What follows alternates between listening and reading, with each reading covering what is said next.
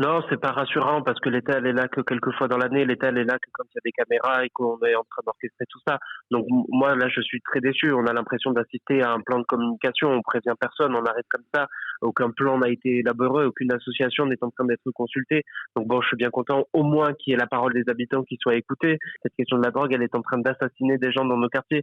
Donc à un moment, moi, j'attends que le chef de l'État admette qu'on a perdu face à cette guerre de la drogue et qu'il écoute enfin nos revendications. On en a trois claires: le retour de la police de proximité pour que l'État justement soit là en permanence dans nos cités, un débat autour de la légalisation du cannabis. Il faut en parler. À un moment, je pense qu'on a réellement perdu face à la guerre de la drogue.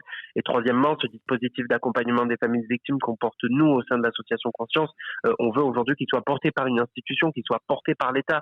Ces familles de victimes, elles doivent être accompagnées moralement, psychologiquement et juridiquement après ces homicides. Ce qu'on constate, c'est qu'on a des opérations de communication et je suis pas fataliste. Vous savez, j'ai été un des premiers à participer au plan Marseille en grand. Depuis des années, je pousse pour dire qu'il faut de l'espoir, mais aujourd'hui, on perd espoir. Et c'est ça ce qui est en train de se passer. C'est que les gens sont en train de perdre espoir, de dire que face à cette guerre de la drogue, on n'y arrivera jamais. On doit parler du fond du problème. Et aujourd'hui, le fond du problème, qu'est-ce qui alimente ces réseaux? Qu'est-ce qui donne de l'argent à ces réseaux? C'est la drogue. Donc à un moment, on va aller voir le Maroc qui vient de légaliser la production du cannabis.